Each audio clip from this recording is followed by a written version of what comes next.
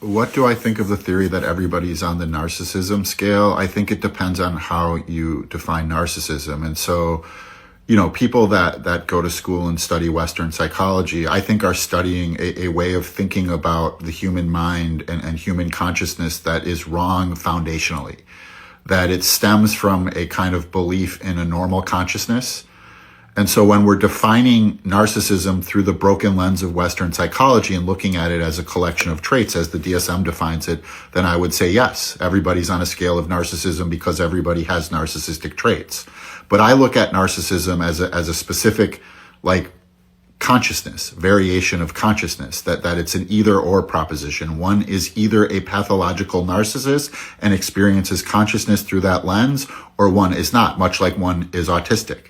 And so we can look at autistic traits and behavioral traits and say everybody has some sort of autistic traits, therefore everybody might be on the autism spectrum. But I don't think that's actually true, right? Just because somebody may have an autistic trait doesn't mean they're experiencing consciousness internally as an autistic person. Likewise with narcissism. We all have narcissistic traits, all of us, period. And so if we're defining it through the lens of a narcissist is somebody who checks 5 out of 9 behavioral traits, then yeah, somebody could have 1 trait, 2 traits, 9 traits, whatever. But to me, the reduction of pathological narcissism to a collection of observable behavioral traits is fundamentally what's wrong with the way we view mental health in general. Is that mental health, how we experience consciousness, is about the internal experience, not the external manifestations. This is, to me, how we get everybody calling everybody a narcissist.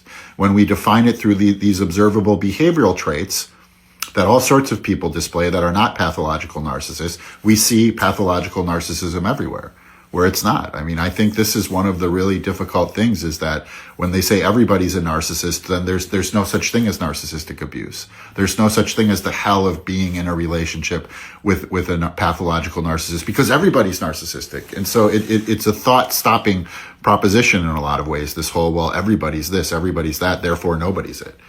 And so, to me, again, if we're defining it based on broken Western psychology, then sure, everybody's on the narcissistic spectrum. If we're looking at it as an actual variation of human consciousness, as the entire operating system for how a person interacts with self, reality, other, and world, then I don't believe it's a spectrum. I believe you either are a pathological narcissist or you are not, which is why it can't be fixed. Because it's the entire operating system. You can't take a Mac and turn it into a PC, even though they're behaving the same ways on the screen.